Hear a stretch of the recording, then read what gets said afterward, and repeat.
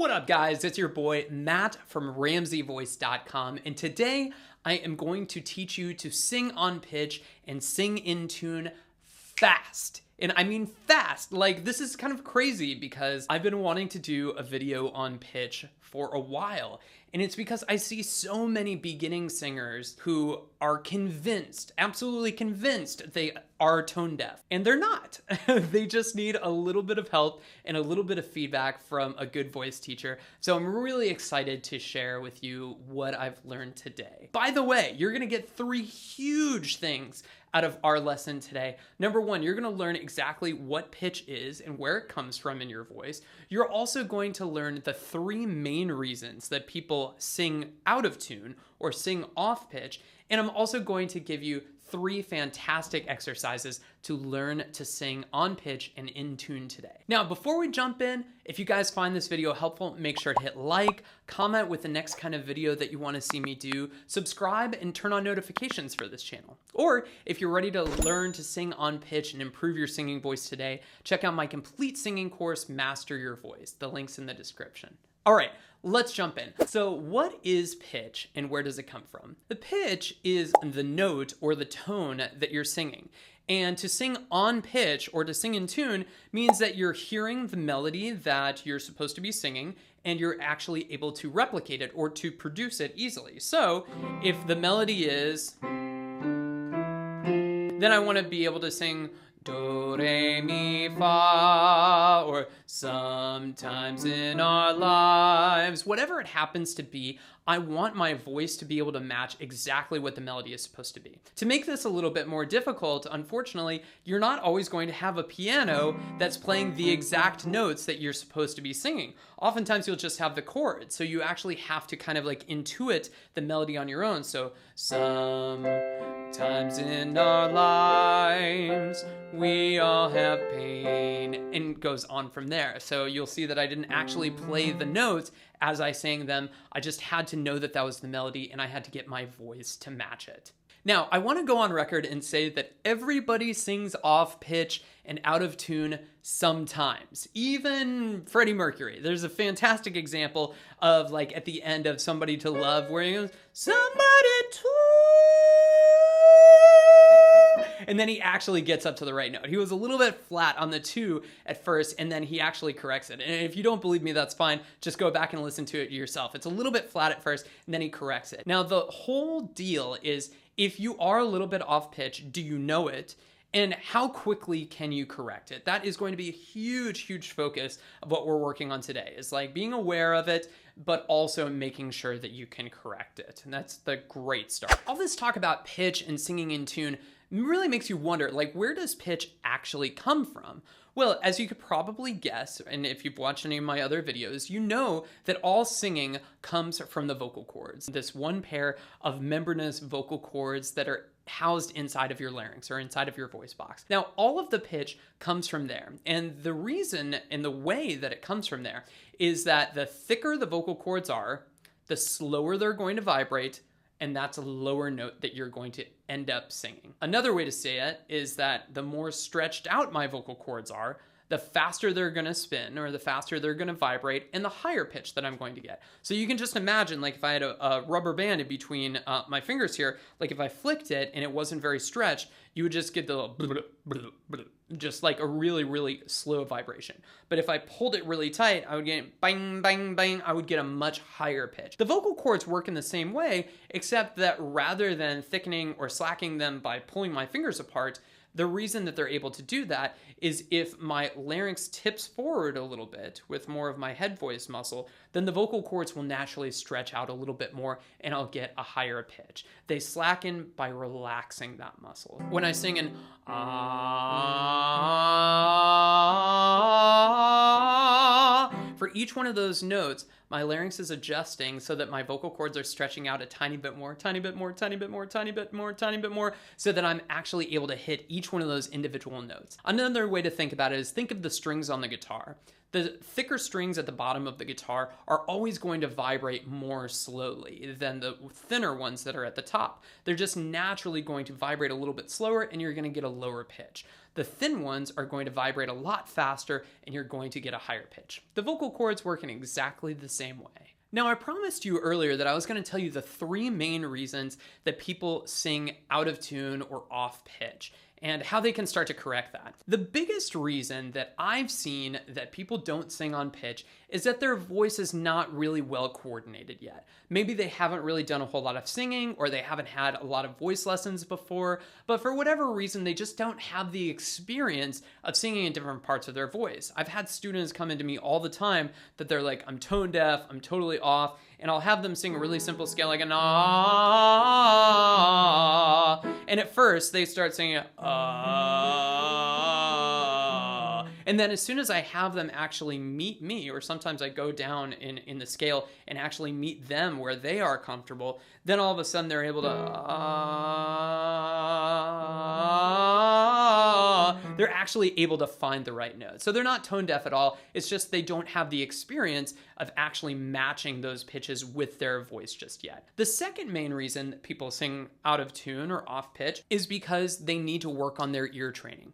So this is what a lot of people think is that they're tone deaf or that they need to work on their ear. For whatever reason, they can't get their ear and their voice box to agree on what the note is. So like these are the students that, you know, if I sing like an ah and they sing ah, like they're in a completely different part of their voice than I am because they haven't actually heard where that correct note is. Now with these students, a lot of people think that that's like, oh man, you're tone deaf, you're never going to learn how to sing better. With those students, it's more important that they actually feel the vibrations that are coming from my own voice and that they're here in the room with me. But as I said, a lot more students just need to coordinate their voice better, and that can often be done in online voice lessons as well. The third reason that people sing out of tune is a combination of both of those. Maybe their ear training is suffering and they really need to work on finding each one of those individual spots in their voice with a voice teacher, and also they need to coordinate their voice. And oftentimes those things will happen together because, you know, if you're 25, 30 years old and you've never done any singing before, it's going to be kind of wobbly at first. You know, it's like learning how to ride a bike when you're older. Like I'm thinking of like Michael Scott in The Office, like learning how to ride a bike. It's just like, it's one of those things that, you know, if you're a little bit older, it sometimes takes a little bit more time and a little bit more focused practice to actually get more in tune. But don't worry, everybody that I've ever worked with, even the people that have been assessed as being tone deaf by other voice teachers, have learned how to sing in tune over time. And I cannot wait to share with you my 3 favorite exercises to do that. Now, in this first exercise that I'm going to show you, I'm just going to show you a very, very simple scale that you can use to start training your ear for each of the individual notes themselves. What we're going to do is we're just going to look at a 5-tone scale, 5 notes up, 5 notes down, and we're going to do that on solfeggio, or solfege as it's called, where we're actually taking each one of those notes and we're putting them onto an Italian syllable. For those who aren't familiar, I'm not actually using a fixed-do system here, so I'm not playing in the key of C. I'm actually starting in the key of E, which is where a lot of guys will start being more comfortable. However, if this is your first time starting off with solfege, all I want you to do is just identify each one of those notes with the syllable, kind of like a do, re, mi, fa, sol, fa, mi, re, do. And if you're able to start identifying each note, no matter what key you're in, we could do it in the key of G. Do, re, mi, fa, sol, fa, mi, re, do. Then you'll actually start being able to feel whether you're on or off. So we're going to do just a couple scales of those for guys. Guys, we'll start right down here. So it'll be like a do, re, mi, fa, sol, fa, mi, re, do. Do, re, mi, fa, sol, fa, mi, re, do. Do, re, mi, fa, sol, fa, mi, re, do. Great job. Ladies, we'll do the same thing starting here on the A3. So, do, re, mi, fa, sol, fa, mi, re, do. Do, re, mi, fa, sol, fa, mi, re, do. Do, re, mi, fa, sol, fa, mi, re, do.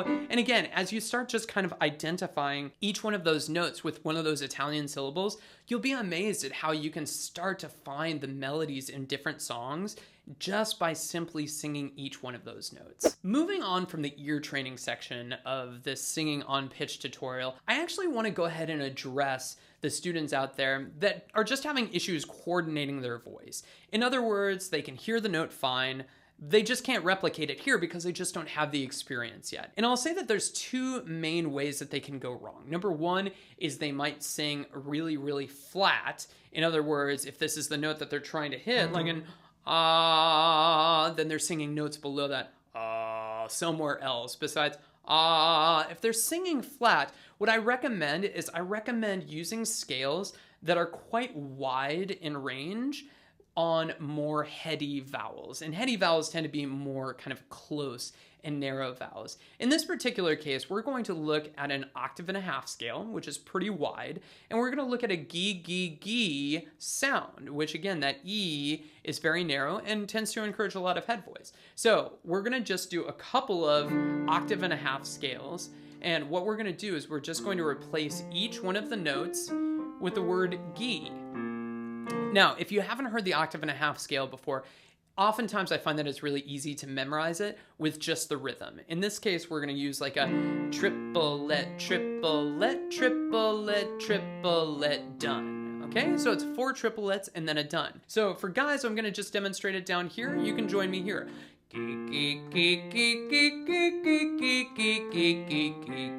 Notice that none of them were flat. I'm not going flat up there. I'm just keeping on each one of the notes, and that will kind of unlock me from being so stuck in my chest voice.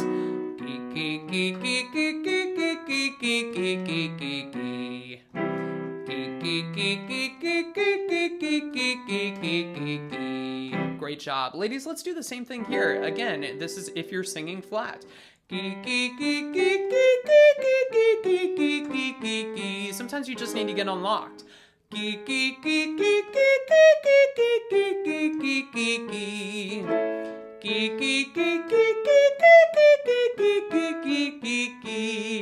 Fantastic job, guys. In our final exercise today, I'm going to show you what to do if you're singing sharp. In other words, if this is the note that we're trying to sing, and you're singing, somewhere, anywhere above that note is going to be sharp. So the opposite would be flat, which we just covered. If you're singing sharp, there's a good chance that you're not actually using enough chest voice. And so in this particular exercise, I'm going to give you an exercise over a very short span. The range is very small with a more chesty or a more open vowel. In this case, we're going to do it on a gug, gug, gug. Like you're saying the word gut, but with a G at the end. So what we're going to do is we're just going to do that on the 5-tone scale that I showed you for the solfege. But in this case, we're just going to switch each one of those notes onto the word gug. So we're just going to say gug, gug, gug, gug, gug, gug, gug, gug, gug. Make sense? Great, let's do it. Guys, you can join me right here. So gug, gug, gug, gug, gug, gug, gug, gug, gug. A lot of chest, not sharp. Gug, gug, gug, gug, gug, gug, gug, gug, gug. Last one. Gug, gug, gug, gug, gug, gug, gug, gug, gug. Ladies, let's try the same thing. Make sure that your first pitch is totally on and try to memorize where that note is. So we're starting from gug, like a gug, gug, gug, gug, gug, gug, gug, gug, gug. Gug, gug, gug, gug, gug, gug, gug, gug, gug. Last one.